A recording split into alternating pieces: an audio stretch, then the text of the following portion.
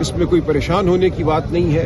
ہم اپنی منزل تک پہنچیں گے. یہ خدا کا وعدہ ہے کہ حق بالآخر بالاتر ہوتا ہے. شاہ لطیف کوسا صاحب کی طرف سے یہ کہا گیا کہ خان صاحب عید سے پہلے جو ہے وہ باہر ہوں گے، تو ایک سینئر وکیل کی طرف سے ان حالات میں ایسا بیان دینا کیا کہیں گے؟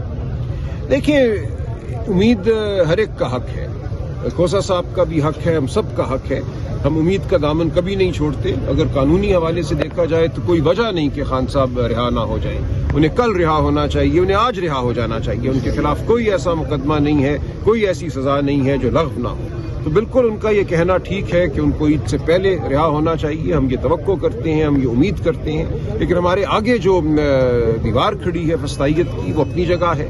ہم انشاءاللہ یہ توقع کرتے ہیں کہ یہ دیوار ٹوٹے گی اور خان صاحب بہت جلد رہا ہوں گے. سر، اسلام آباد ہائی کورٹ میں آج مطیع اللہ جان نے اسلام آباد ہائی کورٹ کے باہر یہ سوال اٹھایا ہے کہ پاکستان تحریک انصاف کے قائد عمران خان کی لیگل ٹیم جو تھی اس کی تیاری نہیں تھی کورٹ میں. تو سر، آپ اسلام آباد ہائی کورٹ میں موجود تھے، کیا واقعہ ہوا تھا اندر؟ سوشل میڈیا پہ بڑی خبر چل رہی ہے اس حوالے سے. نہیں، دیکھیں، بعض چیزوں کو چڑھا کے پیش کر دیا جاتا ہے. اگر کوئی جج سوال کرے اور وکیل کے پاس اس سوال کا فوراً جواب نہ ہو تو اس کا یہ مطلب نہیں ہے کہ تیاری نہیں تھی. جج کے ذہن میں کوئی بھی بات آ سکتی ہے.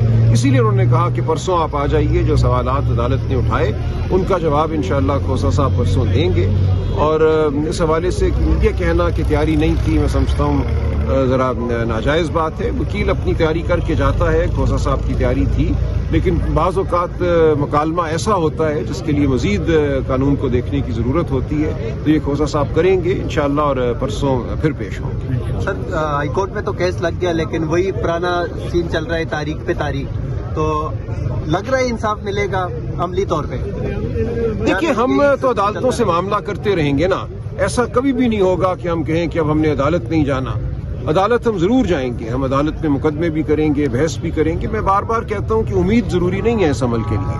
یہ وہ عمل ہے جو ہمیں کرنا ہے.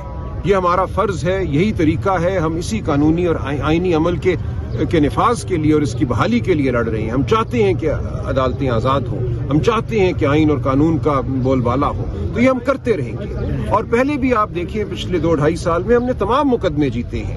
وہ سائفر کا مقدمہ ہو، وہ عدت کا مقدمہ ہو، وہ توشہ خانہ ہو، ہر جگہ خان صاحب کو سرخ روئی حاصل ہوئی ہے. انہیں قانون بدلنا پڑا، 26ویں آئینی ترمیم کرنی پڑی، 27ویں آئینی ترمیم کرنی پڑی. اپنی مرضی کے جج بٹھانے پڑے خان صاحب کا راستہ روکنے کے لیے. تو ہم اپنی جدوجہد جاری رکھیں گے، عدالت کے اندر بھی، عدالت سے باہر بھی، سیاسی سطح پہ بھی، اخلاقی سطح پہ بھی.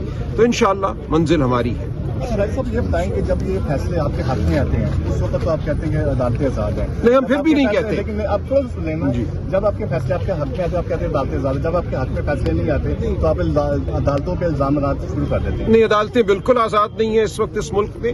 اگر وہ کبھی کوئی ٹھیک فیصلہ کرتی بھی ہیں تو ہم ہرگز عدالتوں کو آزاد نہیں سمجھتے. 26ویں اور 27ویں ترمیم کے بعد آزاد عدلیہ کا تصور اس ملک سے ختم ہو چکا ہے. لہٰذا کوئی فیصلہ اگر کسی عدالت کو دینا پڑتا ہے مجبوراً ہمارے حق میں، کیونکہ تمام شواہد، تمام قانون ہمارے حق میں کھڑا ہوتا ہے، تو اس کا یہ مطلب نہیں ہے کہ عدالت آزاد ہے. یہ عدالت کے حوالے سے ان کی سراسیمگی ہے اور آئینی عدالت پہ ان کا انحصار ہے کہ نیب کے قانون میں ترمیم کر کے چند دن پہلے یہ کہا گیا کہ نیب کے مقدمات میں ہائی کورٹ کے فیصلے کے خلاف اپیل جو ہے سپریم کورٹ میں نہیں جائے گی، وہ فیڈرل کانسٹیٹیوشنل کورٹ میں جائے گی. تو آپ کو نظر آ رہا ہے کہ کس طرح ایک منصوبہ ہے عدالتی عمل پہ حاوی ہونے کا اور اپنی مرضی کی عدالتوں سے فیصلے کرانے کا. ایسے میں ہم ہرگز نہیں کہہ سکتے کہ پاکستان کا عدالتی نظام آزاد ہے. آپ بھی سمجھتے ہیں جس نے یہ قانون سازی بھی کی ہے اس کا چینج ہونے میں کوئی ٹائم نہیں لگتا ہے. انہیں پہ یہ قانون بھی لاگو ہوگا، ہر چیزیں یہی ہوگی. لوگ یہ نہیں سوچتے نا. لوگ گڑھا کھودتے ہیں کسی اور کے لیے اور ہمیشہ اس میں خود گرتے ہیں بالآخر. تو ایسا ہی ہوگا آئندہ بھی. لیکن ہمارا یہ تہیہ ہے کہ ہم نے بدلے نہیں لینے. جب وقت بدلے گا اور انصاف کا بول بالا ہوگا، ہم عدالتوں کو آزاد کریں گے. ہم قانون وہ بنائیں گے جو اخلاقیات کے معیار پہ پورا اترے، جو واقعتاً عوام کو انصاف دے سکے. ایسا بھی عدالتوں پہ الزامات لگاتے ہیں، دوسری طرف الزام نہیں لگا رہے. دیکھیں، کوئی الزام نہیں ہے، اس کو الزام نہیں کہتے. ہم 26ویں اور 27ویں ترمیم کو کہہ رہے ہیں کہ یہ آزاد عدلیہ کے لیے ایک حملہ ہے. ہم عدالت پہ الزام نہیں لگا رہے. الزام ایک اور بات ہوتی ہے کہ آپ ایک شخص کو کہیں کہ یہ شخص ملا ہوا ہے. ہم پورے نظام کو کہہ رہے ہیں کہ 26ویں اور 27ویں ترمیم کے بعد یہ نظام جو ہے اب آزاد نہیں رہا. تو یہ ایک حقیقت ہے، لیکن ہم عدالتوں کو چھوڑ نہیں سکتے نا. جو بھی نظام ہے جتنا بھی برا ہے، ہم نے اس نظام کو بہتر بنانے کی کوشش کرنی ہے، اور عدالت جانا ایک حق ہے. عدالت کو چھوڑ کر کیا راستہ رہتا ہے؟ وہ راستہ بھی ہم اپنائیں گے. وہ سیاسی عمل ہے، سیاسی عمل ہو رہا ہے، لیکن عدالتوں کو ہم کبھی بھی نہیں چھوڑیں گے. عدالتوں کو چھوڑنا جو ہے یہ کہنا ہے کہ ہم نے عدالتوں کے سامنے گھٹنے ٹیک دیے. جو ایک نظام ہے محکوم عدلیہ کا، اس کو ہم نے مان لیا. ہم اس عدلیہ کو بھی دکھائیں گے سچائی کیا ہے. اس عدلیہ کے سامنے بھی ہم سچ رکھیں گے، ہم شواہد رکھیں گے، ہم قانون رکھیں گے. لیکن اگر ایک مروب عدلیہ پھر بھی انصاف نہ کرے تو عوام کی عدالت پہ مقدمہ بالکل واضح ہو جائے گا کہ عدلیہ کہاں کھڑی ہے، انصاف کہاں کھڑا ہے، شواہد کہاں کھڑے ہیں اور سیاسی عمل کہاں کھڑا ہے. تو ہم ان تمام تضادات کو سامنے لاتے رہیں گے، یہ ہمارا فرض ہے. سر کیوں بتاؤ کہاں سے آئے ہو؟ تحصیل پنڈ گئے اچھا کیا کرنے آئے ہو؟ عمران خان سے عشق ہے اس لیے آتے ہیں. وجہ کیا ہے عشق کی؟ عشق کی وجہ کیا ہے؟ وجہ کیونکہ وہ مسلم امہ کا بہترین لیڈر ہے. اچھا تو جیل میں اور خان صاحب سے بہت پرانا عشق ہے. ابھی تو ہر بندے کے دل میں بستا ہے عمران خان. مجھے تو بہت پرانا عشق ہے. آپ کو پرانا عشق ہے. تو بھائی آپ کہاں سے آئے ہو؟ سر میں تو کراچی سے آیا تو کیا بھائی جان کیا کر رہے ہو یہاں پہ؟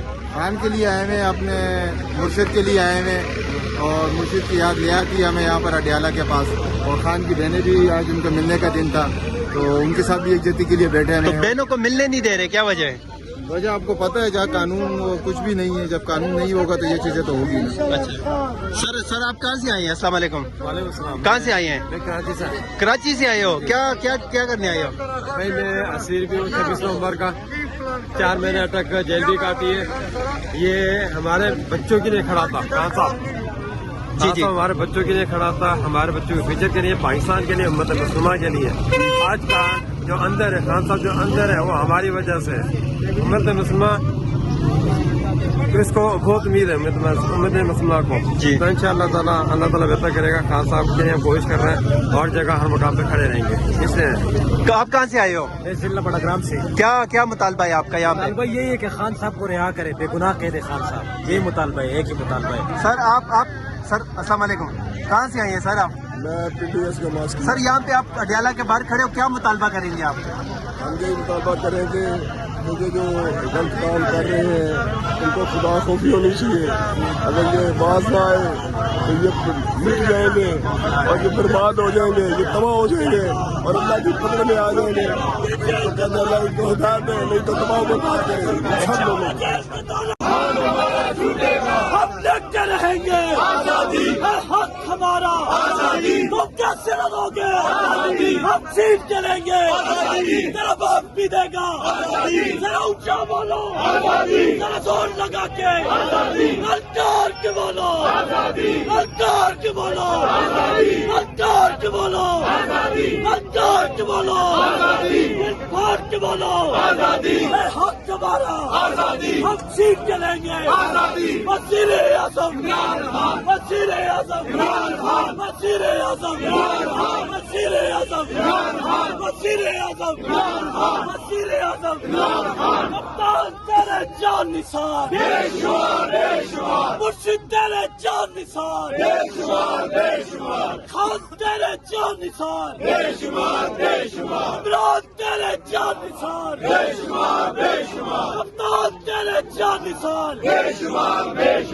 جیسے بھی حالات رہیں گے ہم تیرے ساتھ رہیں گے. جیسے بھی حالات رہیں گے ہم تیرے ساتھ رہیں گے. جیسے بھی حالات رہیں گے ہم تیرے ساتھ رہیں گے. تم بلکہ مست ملنگ رہیں گے ہم تیرے ساتھ رہیں گے. بلکہ مست ملنگ رہیں گے ہم تیرے ساتھ رہیں گے. بلکہ مست ملنگ رہیں گے ہم تیرے